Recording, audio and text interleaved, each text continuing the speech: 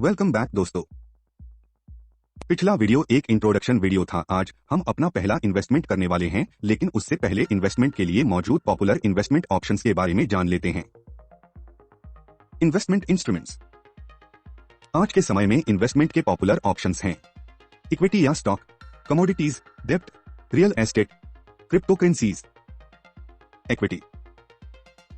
सबसे पहले हमारे पास हैं इक्विटी या स्टॉक्स, जिसे शेयर मार्केट के नाम से भी जानते हैं। किसी कंपनी के शेयर में इन्वेस्ट करने से हम किसी कंपनी के आंशिक मालिक बन जाते हैं और हम शेयर होल्डर या स्टॉक होल्डर बनते हैं और हमारे पास कंपनी की संपत्ति और कमाई पर दावा होता है।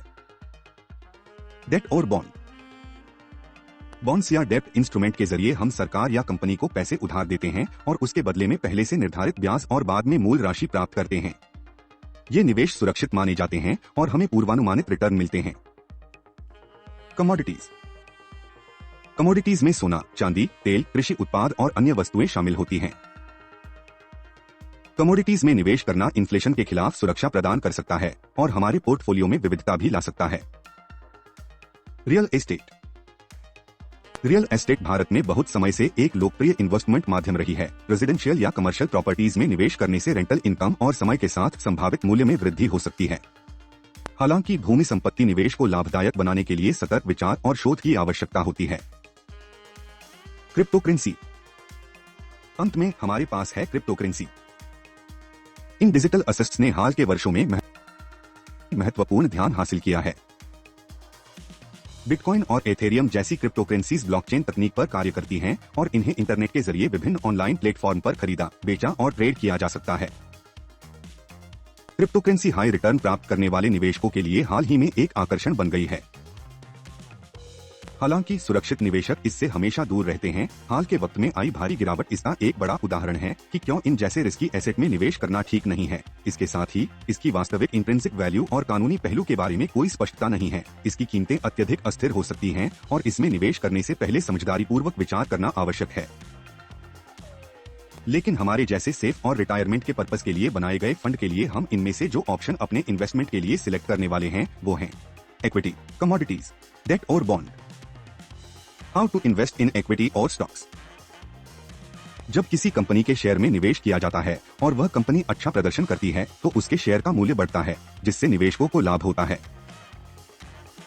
यह शेयर मूल्य की बढ़ोतरी को कैपिटल ग्रोथ कहा जाता है। साथ ही कंपनियां अपने लाभ से निवेशकों या शेयर होल्डरों को डिविडेंड के रूप में देती हैं। डिविडेंड वह धन या लाभ होता है जो कंपनी के लाभ से उठाया जाता है और निवेशकों या शेयर होल्डरों के बीच वितरित किया जाता है। यह निवेशकों की आय का एक महत्वपूर्ण स्रोत होता है। डिविडेंड को आमतौर पर नियमित अंतराल पर वितरित किया जाता है, जैसे कंपनी अपने नतीजों के आधार पर निर्धारित करती है। अच्छे से रिसर्च और एनालिसिस के साथ हम अच्छी ग्रोथ पोटेंशियल वाली कंपनियों को पहचान करके उन कंपनियों के शेयर्स खरीद सकते हैं।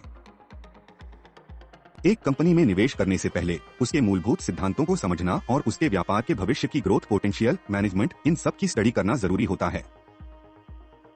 कंपनी के फंडामेंटल्स में आमतौर पर इनकम, प्रॉफिट, उधार, मार्केटिंग, टेक्नोलॉजी, मैनेजमेंट और बिजनेस शामिल होता है। इन्वेस्टिंग इन इक्विटी और share market through mutual fund.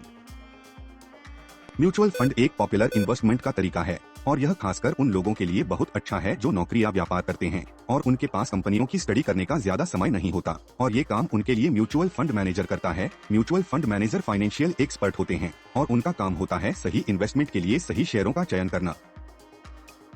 इसमें म्यूचुअल फंड कॉमन लोगों द्वारा जमा किए गए पैसों का इन्वेस्टमेंट करता है और म्यूचुअल फंड मैनेजर अपने नॉलेज और स्किल्स का यूज करके शेयरों का चयन करता है। इसके माध्यम से निवेशकों को एक्सपर्टीज के बिना भी विभिन्न शेयरों में निवेश करने का लाभ मिलता है। इस तरह के म्यूचुअल फंड्स को एक्टिव म्यूचुअल फंड भी कहते हैं।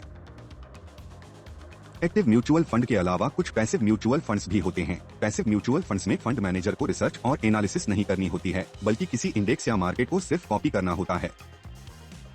Example, Nifty 50। निफ्टी भारतीय स्टॉक मार्केट का एक प्रमुख इंडेक्स है। इसमें 50 शीर्ष कंपनियों के शेयर शामिल होते हैं जो विभिन्न उद्योगों से संबंधित होती हैं। इसीलिए निफ्टी इंडेक्स के म्यूचुअल फंड को स्टॉक सिलेक्शन की जरूरत नहीं है और जो भी कंपनी निफ्टी 50 में है सिर्फ उन्हीं के शेयर्स अपने फंड में शामिल करने होते हैं और हमारा पैसा अपने आप ही इंडिया की टॉप 50 कंपनियों में लग जाता है।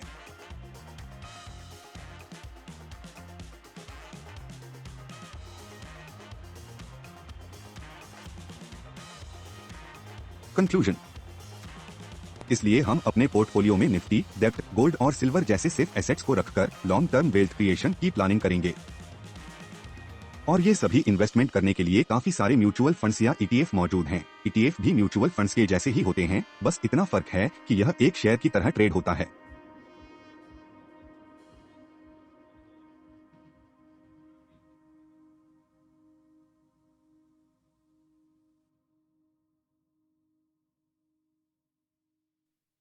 Let's get started. So friends, जैसे कि हमने पहले भी डिस्कस किया है, हम अपनी टोटल सेविंग को कुछ इस तरह से इक्विटी, डेट और गोल्ड में डिप्लॉय करेंगे। अभी के लिए इतना ही। इस वीडियो को देखने के लिए धन्यवाद।